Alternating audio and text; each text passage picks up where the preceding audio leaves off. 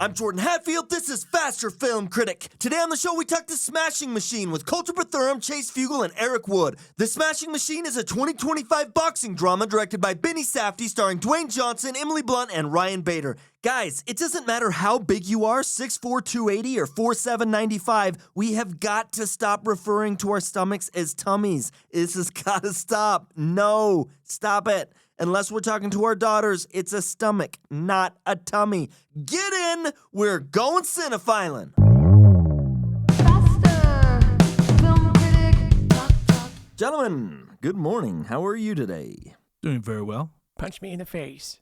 Yeah, I'm all right. How are you guys doing? Good. My tummy's a little upset. Mine too. My tummy's growling. I'm hungry. You guys ready to talk Smashing Machine? Let's do it. Yes. Let's. Kind of. Sort of. Sure. I think I'm with Kolter on this one. Guys, Yeah. Kind of? Yeah. you didn't like the Smashing Machine? You don't want to talk a movie? We'll get into it. I shouldn't be Mr. Positive. I'm going to tell you that right now. Chase has kind of set the precedent thus far as being the movie hater. Let's start with him. Why did you hate the Smashing Machine? I I don't agree wanna with be that. the I movie agree hater. with that wholeheartedly. Jeez. Chase, His reputation precedes him. it's the only reason I'm here, to Yeah. defend the Smashing Machine in Dwayne "The Rock" Johnson's honor. Okay. Lay it on us, I brother. will start by asking you guys what you thought of Ryan Bader. I thought he was okay. Boo! You hated him. All right, let me Yes, hear it. Kolter. Somebody agrees with me. Yeah, Ryan Bader. Okay, so obviously he's a real life fighter. I think Mark Coleman's looks are enough that you could have found a talented actor to portray Mark Coleman in this. Anyone better than Ryan Bader? Some people are saying that his performance is very naturalistic and kind of believable. Okay, sure. That's how I felt, by the way. Yeah, but there was no range. There was no. The dude's a fighter, and there's nothing wrong with that. Why he was chosen to play the role of Mark Coleman, I'm not sure, and it didn't work.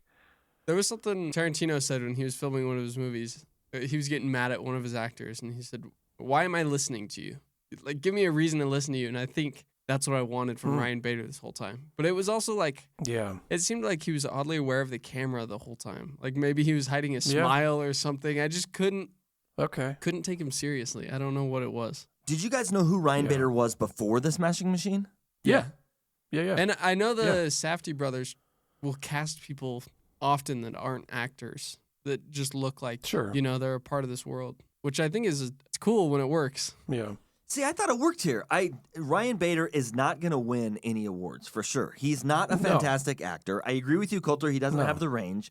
I agree that he didn't bring anything immaculate to the screen, but I think he fit that role really well. He felt natural. He felt a bit awkward at times, which I imagine is real for a dude that's getting punched in the head Sure. over and over and over for his entire career. Maybe that's what it was. To me, it worked. It wasn't exceptional, but it worked. It was fine. Fine. Yeah. Eric and I, high five. Boop. Up. When you compare him to somebody like Bas Rutten, in this role, Bas Rutten's also a fighter and a trainer. I mean, this dude's been around just as long, if not longer, than the other people portrayed in this movie.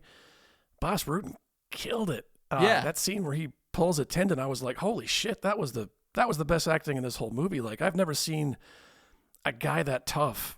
I mean, I don't think a talented actor would have been able to pull off that scene where he injures himself as well as he did. I mean, I believed every second of that in his pain. I mean, it was honestly really impressive. I thought it was the best scene in the movie in terms of believability. Yeah, I thought he was great, and also that the Ukrainian guy. I'm not going to try to pronounce his name, but the actor that plays Igor Vochanchin. Yeah. Alexander Usyk. Usyk, yeah. All good names, Yeah. guys. All good, Yeah. strong performances. All apologies to the Ukrainians. You guys are badass. Sorry we can't pronounce your names. We just lost some viewers in Yeah. Ukraine. Okay, fine. So you didn't like Ryan Bader. Okay, so casting is our problem? Is that? Yeah, I think. I Cassie's- mean, also the writing was a little. There wasn't much room even for The Rock. no. Emily Blunt's character, Dawn, was also underutilized. Yeah, Underutilized. I'll give you that. What'd you think of her acting? Fine, great. I mean, she's great in everything. It's rarely is it the actor's fault. If anything, the blame goes on the director. But it was, I don't know. Wait a second. this- Are you blaming the director or the writer on this one? both. I'm blaming both. Yeah, Or are Yep. you blaming the editor? We're blaming I Benny. think the editor's innocent. all three. Look, Yeah. The film was written, directed, and edited by Benny Safdie, by the way. Well, Brian? shit. Well, there you go then. Yeah, it's his fault. Have you guys seen the documentary, The Smashing Machine, before we get too far into all this stuff? I haven't, but I No. heard that they're very, very similar. They are in ways that kind of begs the question, why was this movie? That's what I heard. Everything that was in this movie is done so much better and more interesting in the documentary. Okay. So you saw the documentary. Yeah, oh yeah. Yeah, I think 2002 is when it came out. What did they add to the movie that wasn't in the documentary? The Rock. That's just what I was gonna say. Yeah. The Rock is not in the documentary, boys. That is the short answer. That's it. Honestly, That's yeah. all you need. Yeah. Can we talk Yeah. about The Rock for a second, dude? That Please. guy is massive. Yeah. Goodness. Oh, dude. Insane. Well, I spent more Yeah. time just going, oh my God, look at how big he is in this film yeah. than admiring any other aspect of it. Yeah. Dude, he would do those tricep shakes. You know what I'm Yeah. talking about? Yeah. Walking He'd like over, shake his triceps. waking up those It's muscles. insane. Dude, for a Yeah. moment there, I questioned my sexual orientation. The way he would shake those triceps, man, I was into it. I was like, holy cow. Oh, shut. Look at those arms. Oh, dude, he is huge. That man is a mountain of muscle.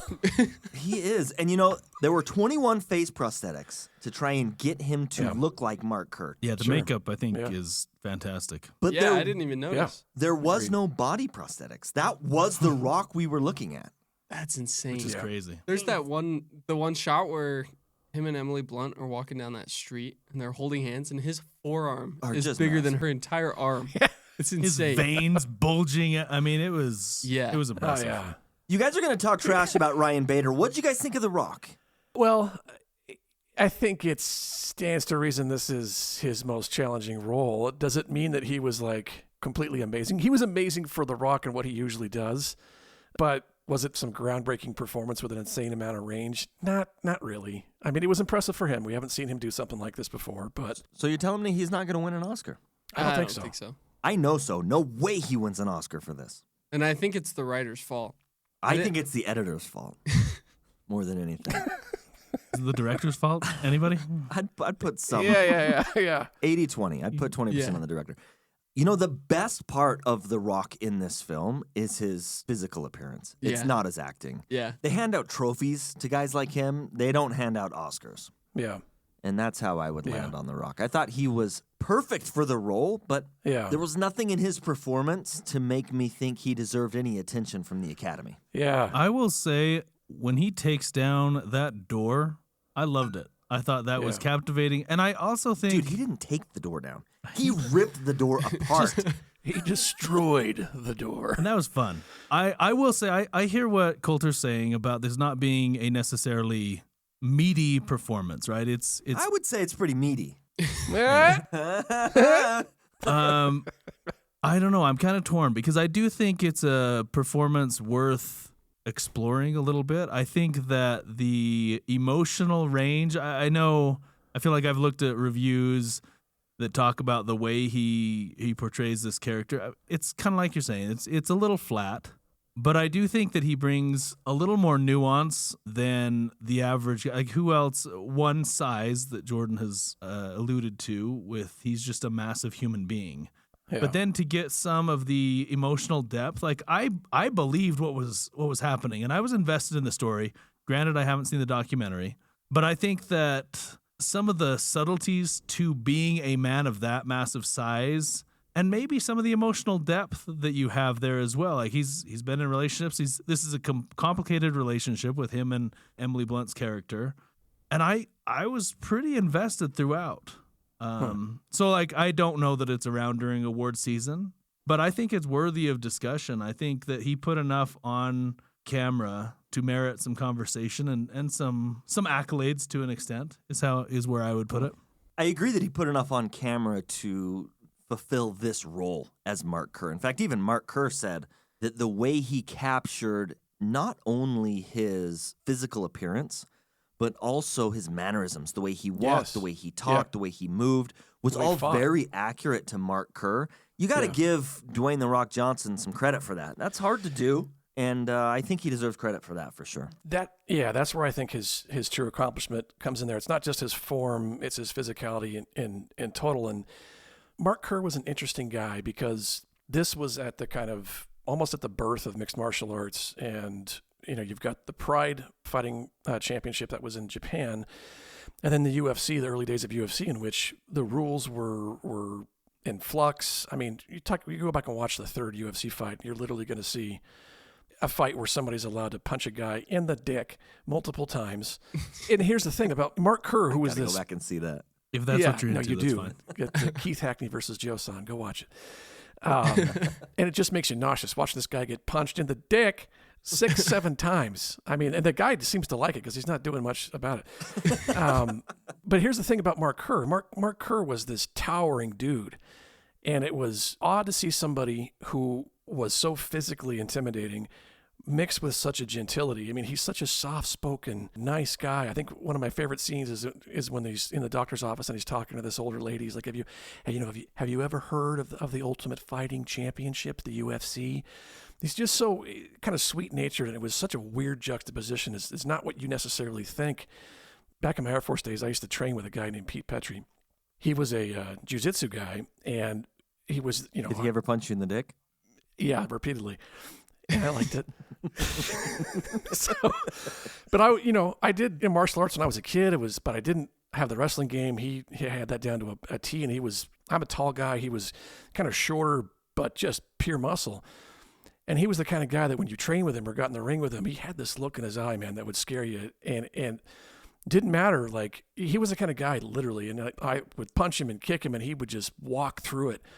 And there's something scary about that, man. When you can hit a dude and they just keep coming at you, and then the feeling you get of helplessness when he wraps you up, man, it's like, oh shit, you knew you were about to fly through the air or go to the ground.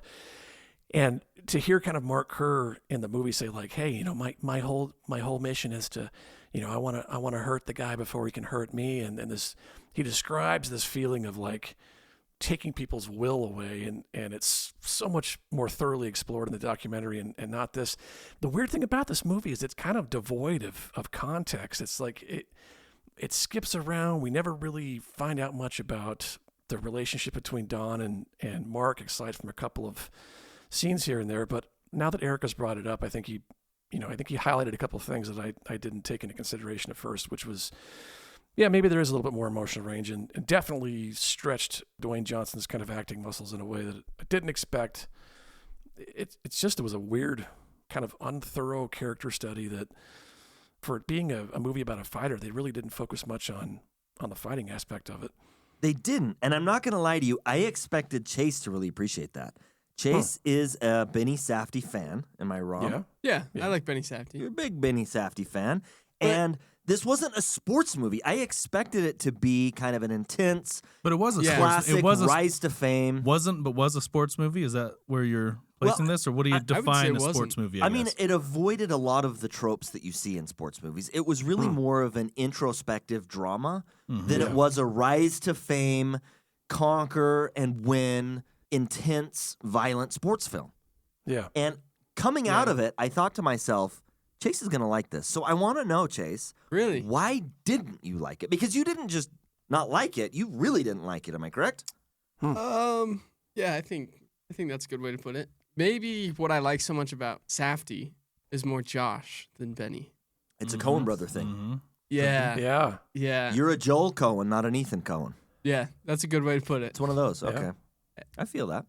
Benny Safdie is a lot more of a picture guy. He's better with his public-facing side than Josh. But I think Josh, with this next movie that he's making, is going to be better. I think he's a better director. And I think if he was on this project, he would have been able to cut the fat and kind of give it what it needed.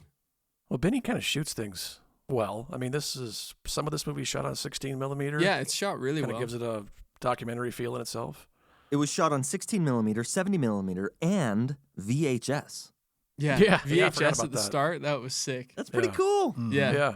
I thought that was cool. And I like Benny Safdie too. I think he's a real asset to cinema. Yeah. And I didn't not like this. I thought there was plenty here to enjoy, although it was very different than I expected. The things that we're complaining about didn't ruin the film for me, and it sounds like it did ruin the film for you two, at least Kolter and Chase. Yeah. It was definitely different than maybe what it was marketed as, or what expectations I had going into a movie that I knew was going to be about fighting, For sure. that I knew was going to have The Rock ready to take on all, MMA comers. I don't know. I having not seen the documentary, I didn't know what to necessarily expect. I did really like, as Kolter had mentioned, Emily Blunt in anything is strong. And I felt like her acting chops elevated Dwayne's as well. I thought they played well together. I thought it was believable that they were in a complex relationship. Yeah. I thought the story not resolving like your standard sports movie was, all things considered, a benefit to the overall movie, but I didn't know what was going on. And I don't know if that would have tightened up the story or the cinematic elements of it.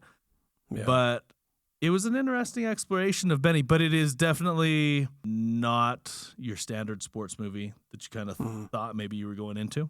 Agreed. Yeah. There were a couple things about the film that I thought were disappointing, for sure. For me, it was the lack of emotional intensity. Yeah. Yeah. But it was still there in a weird way. It was like they were really trying to push this emotional intensity. So like the arguments were on the, the super shaky camera and the loud music blaring in the background that's supposed to juxtapose whatever's going on. I did think some of the music was distracting. Yeah. There were aspects of the music that I really, really liked, but there were a Yeah. couple times where I was like, wait, why are we listening to Elvis Presley sing a beautiful rendition of My Way as The Rock is just like beating the shit out of somebody? Like, it didn't fit quite right. Yeah. You know what I mean? Yeah. Well, sometimes that works. I think Raging Bull uses some like softer music during the fights and it works in a really it cool can. way. But this just didn't work. Yeah, odd. It kind of didn't know if it wanted to be a documentary or a biopic.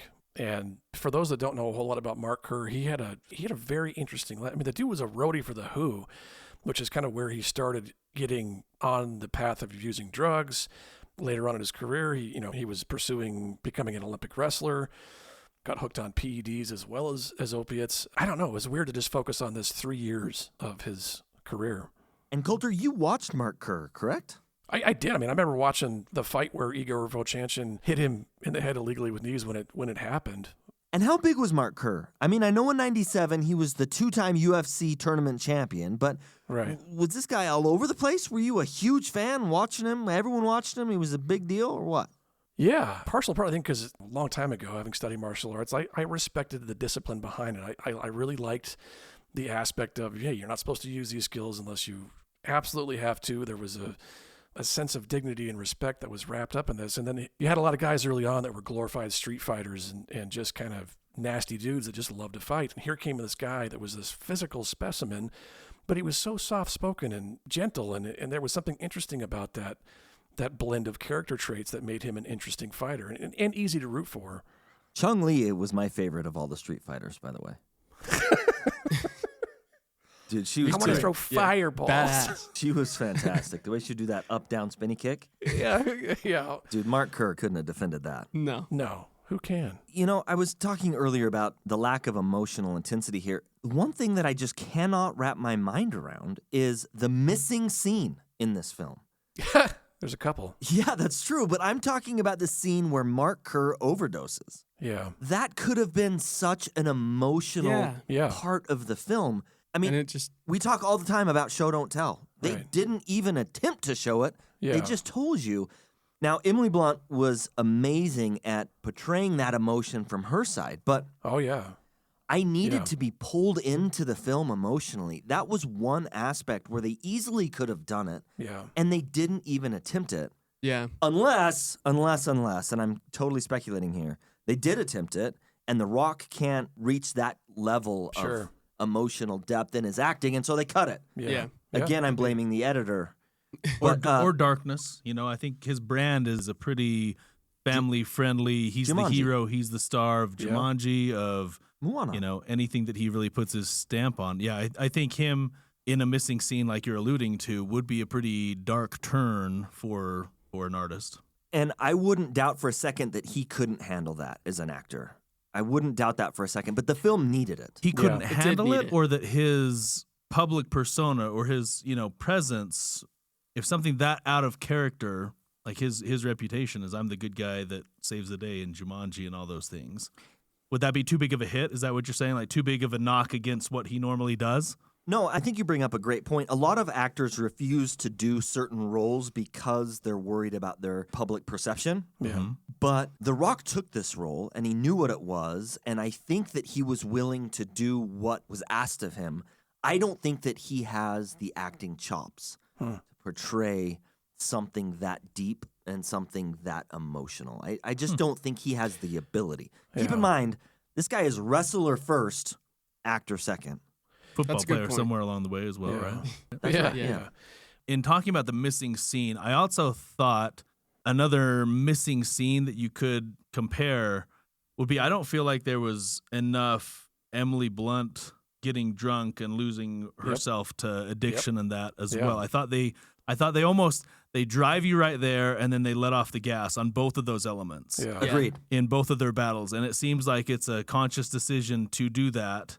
And I don't know, if I think your point on if that would have tied things together or brought it home more strongly, dealing with these addictions to the point that you see them crumbling and cracking Yeah. versus we get right up to the edge and the climax and there's no payoff, I guess. Case in point, when Dawn Staples goes to commit suicide, Right. I was just like, whoa! Yeah. I had no idea she was to this point. Yeah. Right. And It came out of nowhere, and it showed me how much I didn't know the character.